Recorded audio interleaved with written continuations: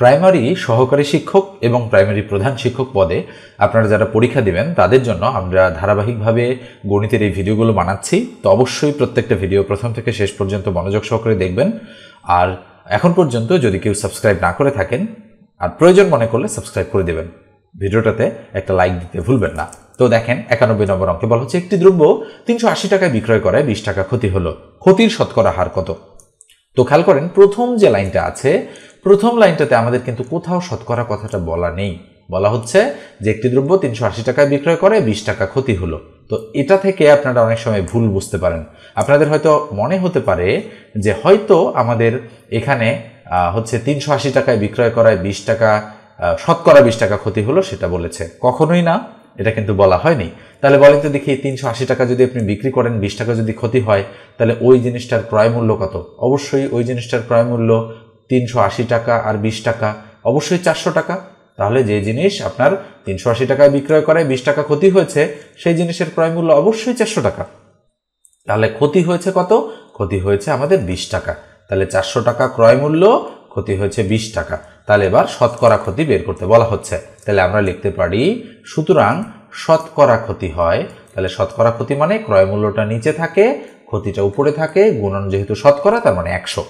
তাহলে এই শূন্য কাটা, এই শূন্য কাটা, 4 দ্বারা 20কে কাটলে 4 5 20, তার মানে ক্ষতি হয় কত শতাংশ? 5%। অর্থাৎ খ নম্বর যে অপশনটা সেটাই কিন্তু আমাদের অ্যাপ্রোপ্রিয়েট অপশন। এবারে 92 নম্বর যে অঙ্কটা রয়েছে সেটা দেখেন কি বলা হচ্ছে অঙ্কটাতে।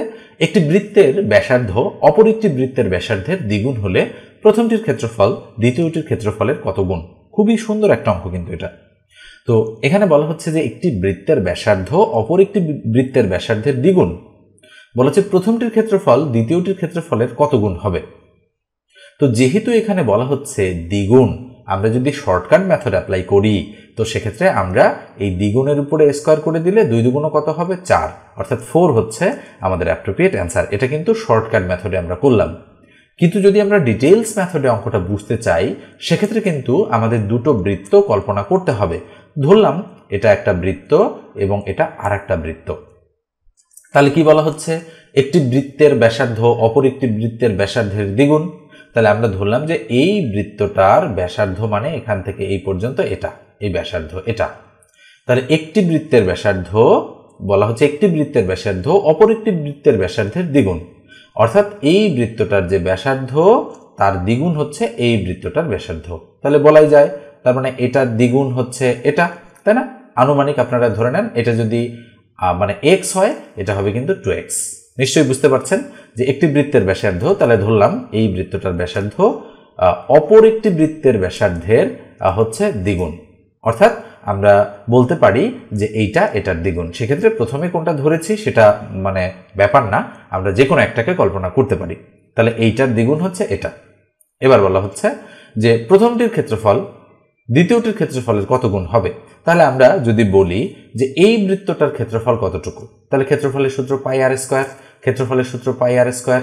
তাহলে আর এর মান হচ্ছে আর মানেই ব্যাসার্ধ, তাহলে পাই আর স্কোয়ার মানে এক্স এর উপরে স্কোয়ার হচ্ছে, আর এর মান তো এক্স তাই না, যেহেতু ব্যাসার্ধ। তাহলে এটার ক্ষেত্রফল পাই এক্স স্কোয়ার, আর এটার ক্ষেত্রফল পাই আর স্কোয়ার মানে এক্স এর আর এর মান 2x, তাহলে 2x তার উপরে স্কোয়ার। তাহলে কত হবে?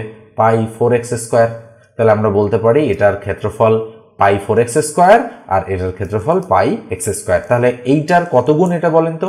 তাহলে পাই 4x স্কোয়ার উপরে থাকলো আর নিচে থাকলো পাই এক্স স্কোয়ার। ভাগ করলেই আমরা কোনটা কার কত গুণ সেটা পাবো।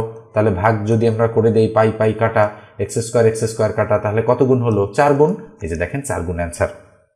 তো বুঝতে হলে কিন্তু সময় লাগবে, কিন্তু যেহেতু আমরা এমসিকিউ টাইপের পরীক্ষার জন্য করছি সেক্ষেত্রে আমরা যেহেতু দ্বিগুণ বলেছে দ্বিগুণ এর উপরে স্কোয়ার করলে 4 গুণ অ্যান্সার। যদি এখানে 3 গুণ বলতো তাহলে অ্যান্সার হতো 3 এর উপরে স্কোয়ার মানে 9। যদি 4 গুণ বলতো 4 এর উপরে স্কোয়ার মানে 16। যেভাবে বলবে সেভাবেই আমরা এটাকে করে দেব ক্যালকুলেশন।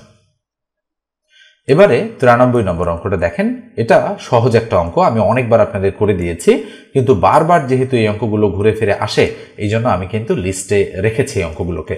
বলেছে টাকায় 3টি করে জিনিস ক্রয় করে টাকায় 2টি করে বিক্রয় করলে শতকরা কত লাভ হবে? আচ্ছা বলেন তো দেখি টাকার ফিগার দুই ক্ষেত্রে সমান কিনা। যদিও কত টাকায় সেটা বলা নেই, তাহলে আমরা বলতে পারি টাকার ফিগার দুটো সমান। তো যখন টাকার ফিগার সমান হবে এরকম, তখন আমরা একটা সূত্র অ্যাপ্লাই করতে পারি, সেটা হলো লাভ ইকুয়াল উপরে ক্রয় মাইনাস বিক্রয় ভাগ বিক্রয় গুণন হচ্ছে 100। এটা তাহলে ক্রয় কত? ক্রয় হচ্ছে 3টা করে টাকায়, তাহলে 3 মাইনাস বিক্রয় হচ্ছে টাকায় 2টা করে, তাহলে 2 ভাগ বিক্রয় মানে আবার 2 গুণন কত? 100। তাহলে বলেন তো দেখি 3 থেকে 2 বিয়োগ করলে কত থাকে? 1, আর নিচে হলো 2 আর গুণন কত? 100। তাহলে যদি আমি কাটাকাটি করি 50 দুগুণে 100, 50 আর 1 গুণ করলে কত হয়? 50। তাহলে 50% আমাদের সঠিক অ্যান্সার।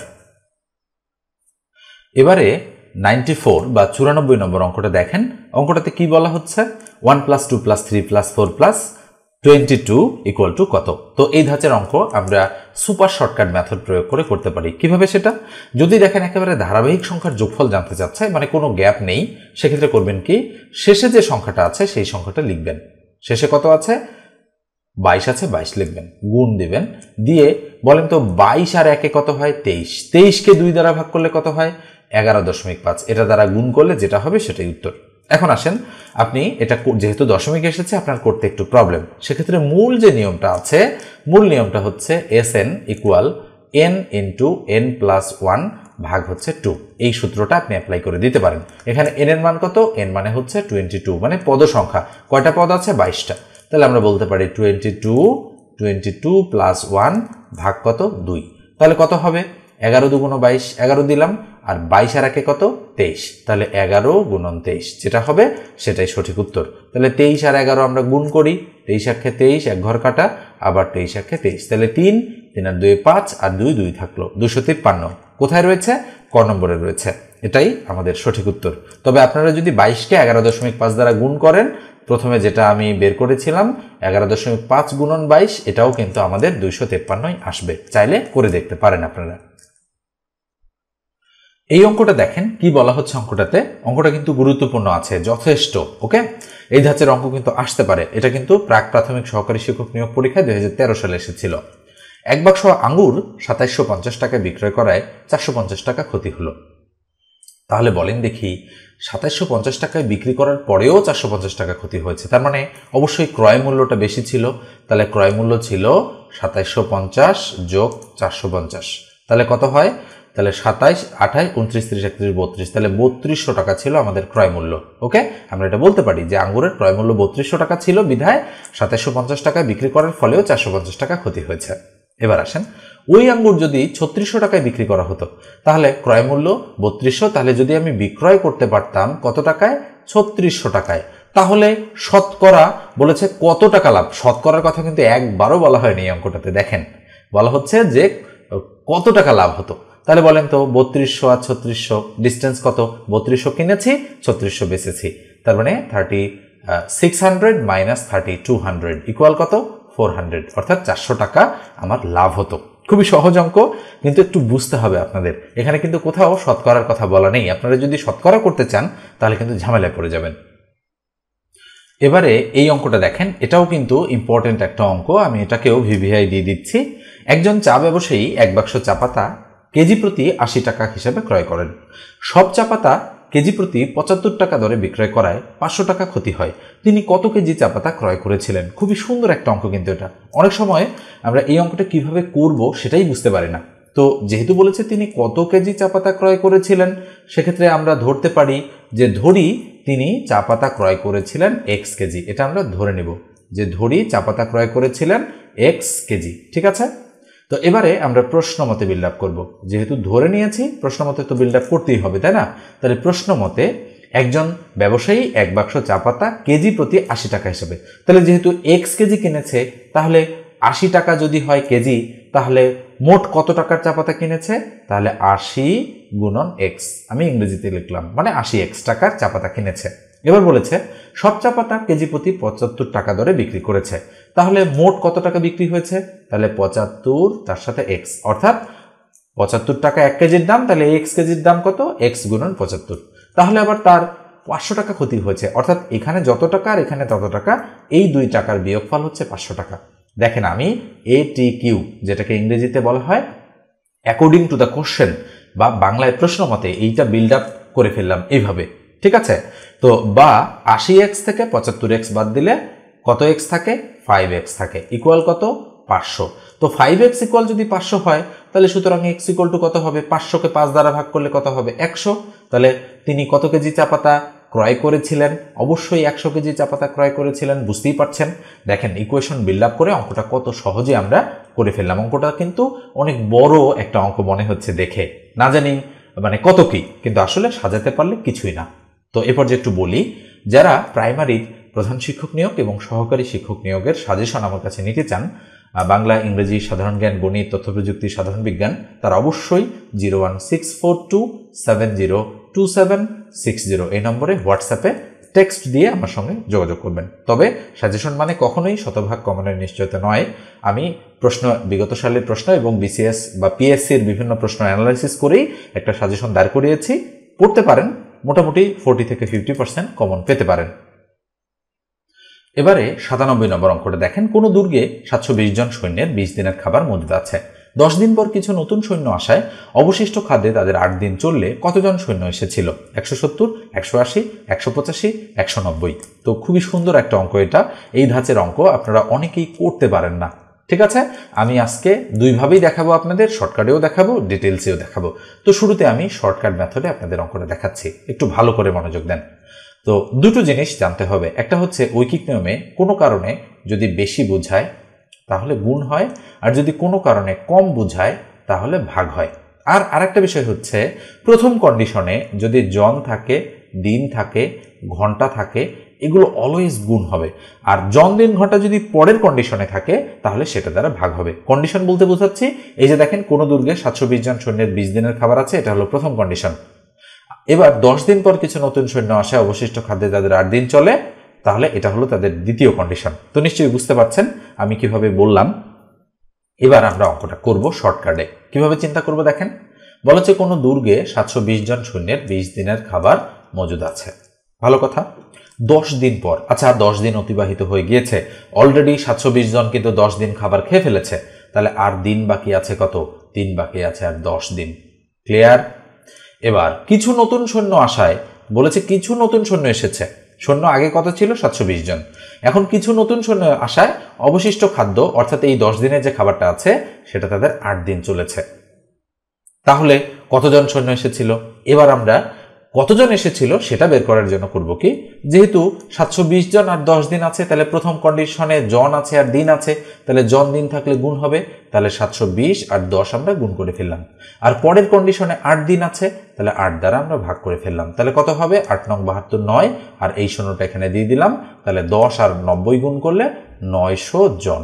ঠিক আছে, তাহলে 900 জন টোটাল। তাহলে বলেছে কতজন নতুন সৈন্য এসেছিল, তাহলে আগে থেকে আছে 720 জন, তাহলে 900 থেকে যদি আমি 720 বিয়োগ করে দেই তাহলে অবশ্যই 180 জন থাকে। তাহলে এই 180 জন হচ্ছে আমাদের অ্যাপ্রোপ্রিয়েট অ্যান্সার। নিশ্চয়ই বুঝতে পারছেন। এবারে এই অঙ্কটা আমরা যদি চাই তো ডিটেলস মেথডেও করতে পারি। তো কিভাবে করব? আমরা তো জানি অঙ্কটা, কোনো দুর্গে 720 জন সৈন্যের 20 দিনের খাবার মজুদ আছে, 10 দিন পর কিছু নতুন সৈন্য আসে, অবশিষ্ট খাদ্যে তাদের 8 দিন চললে কতজন সৈন্য এসেছিল, তাই না? তাহলে আমরা লিখতে পারি যে দিন বাকি, এভাবে। হ্যাঁ, উত্তর লিখে আমরা লিখব দিন বাকি। তাহলে কত দিন বাকি আছে? 20 - 10 ইকুয়াল কত? ইকুয়াল 10 দিন। ঠিক আছে, 10 দিন বাকি আছে। এবার বলেছে যে মানে 10 দিন পর কিছু নতুন সৈন্য আসায় অবশিষ্ট খাদ্যে তাদের 8 দিন চললো। তাহলে আমরা পরের লাইনে এভাবে লিখব যে 720 জনের খাবার আছে এখন 10 দিনের, তাহলে আমরা এভাবে লিখব যে, দুঃখিত আমরা এভাবে লিখব না। কারণ কি? কারণ দেখেন বের করতে বলেছে কি, কত জন এসেছিল, জন। তাহলে প্রথমে যে লাইনটা আছে লাইনটাকে একটু উল্টো করে লিখতে হবে। তাহলে এখন এখানে তো আর 20 নেই, তাই না? আমরা তো 10 বের করেছি, তাহলে আমরা লিখব 10 দিনের খাবার আছে 720 জনের। ওকে, 720 জনের, এটা আমরা লিখব যে 10 দিনের খাবার আছে, ধরেন এখানে লিখলাম 10 দিনের খাবার আছে 720 জনের। এবার এক দিনের খাবার আছে অবশ্যই বেশি জনের, তাহলে বেশি মানে গুণ, 720 গুণন 10। আমি দেখেন বলেছি প্রথম লাইনে যদি দিন আর জন থাকে তাহলে গুণ হয়, যে দেখেন গুণ হয়েছে। এবার 8 দিন চলেছে, তাহলে 8 দিনের খাবার আছে, তাহলে এবার কি হবে? এবার অবশ্যই কম জনের, যেহেতু 8 দিন, দিন বেড়েছে, তাহলে কম জনের খাবার আছে, তাহলে 720 গুণন 10 ভাগ হচ্ছে 8। তাহলে কাটাকাটি করব, 8 9 72 আর শূন্যটা দিয়ে দিলাম, তাহলে ইকুয়াল টু 90 আর 10 গুণ করলে 900 জনের। ঠিক আছে, তাহলে অতিরিক্ত বলেছে যে কিছু নতুন সৈন্য আসায়, তাহলে আমরা বলতে পারি সুতরাং নতুন সৈন্য এসেছিল কতজন? অবশ্যই 900 বিয়োগ আগে থেকেই 720 জন আছে, 720, তাহলে কত হচ্ছে? 180। তো নিশ্চয়ই বুঝতে পারছেন যে ডিটেলস মেথডেও আমরা সুন্দর করে সাজিয়ে এই অঙ্কটাকে করে ফেলতে পারি। এবার পরেরটাতে যাচ্ছি। তো এ পর্যায়ে একটু বলি, যারা চ্যানেলে নতুন যদি প্রয়োজন মনে করেন অবশ্যই সাবস্ক্রাইব করে দিবেন আর ভিডিওটাতে একটা লাইক দিয়ে দিবেন। আর আমার কাছে অনলাইনে চাকরির গণিত একেবারে শূন্য থেকে মানে 0 টু অ্যাডভান্স লেভেল পর্যন্ত আপনারা যদি পড়তে চান তাহলে 01642702760 এই নম্বরে হোয়াটসঅ্যাপে টেক্সট দিয়ে যোগাযোগ করবেন। এবারে 98 নম্বর অঙ্কটা দেখেন, বলা হচ্ছে x minus second bracket x minus first bracket x plus 1 first bracket close second bracket close এর মান কত? সহজ অঙ্ক, এগুলোকে আমরা বলি সিম্পলিফিকেশন বা সরলীকরণ। তাহলে x minus second bracket x minus first bracket x plus 1 first bracket close second bracket close, তাহলে x মাইনাস সেকেন্ড ব্র্যাকেট দিলাম, তাহলে x প্রথমে প্রথম বন্ধনীর কাজ, তাহলে মাইনাস x মাইনাস 1, দেখেন আমি কিন্তু মাইনাস দ্বারা এই দুটোকে গুণ করে দিলাম, তাহলে x আর x ক্রস হয়ে গেল, তাহলে x মাইনাস কি থাকবে? মাইনাস 1 থাকলো ভিতরে, তাহলে ইকুয়াল x মাইনাসে মাইনাসে প্লাস 1, তাহলে অ্যান্সারটা কত? অ্যান্সারটা হচ্ছে আমাদের x প্লাস 1। এই যে দেখেন ক নম্বর অপশনটাই কিন্তু আমাদের সঠিক উত্তর। এবারে এই অঙ্কটা দেখেন, মৌলিক সংখ্যা সম্পর্কিত আমাদের অঙ্ক কিন্তু ম্যাক্সিমাম সময় বিভিন্ন চাকরির পরীক্ষায় আমরা আসতে দেখি। তো বলা হচ্ছে 1 থেকে 31 পর্যন্ত, এখানে কিন্তু পর্যন্ত কথাটা বলা আছে, মধ্যে বলা নেই। মধ্যে বলা থাকলে কিন্তু আমাদের 1 এবং 31 এই দুটোকে বাদ দিতে হতো, যেহেতু পর্যন্ত বলেছে তার মানে 1ও গণনায় অন্তর্ভুক্ত হবে, 31ও গণনায় অন্তর্ভুক্ত হবে। 1 থেকে 31 পর্যন্ত মৌলিক সংখ্যা কয়টা আছে? তো আমরা জানি যে সংখ্যাকে 1 এবং ওই সংখ্যা ছাড়া অন্য কোনো সংখ্যা দ্বারা ভাগ করা যায় না, সেটাই হচ্ছে মৌলিক সংখ্যা। তো 1 থেকে 10 পর্যন্ত 2 3 5 7 4টা আছে। আবার 10 থেকে 20 পর্যন্ত আছে 11 13 17 19 4টা আছে। আবার 20 থেকে 30 পর্যন্ত আছে 23 29 2টা আছে। এবার 30 থেকে 40 পর্যন্ত আছে 31 37 2টা আছে। তাহলে দেখেন তো দেখি আমাদের রেঞ্জটা হচ্ছে 1 থেকে 31 পর্যন্ত, তাহলে মোট কয়টা? 1টা 2টা 3টা 4টা 5 6 7 8 9 10 31 একটা 11, তাহলে মোট 11টা মৌলিক সংখ্যা আছে। 37 কিন্তু গণনায় অন্তর্ভুক্ত হচ্ছে না।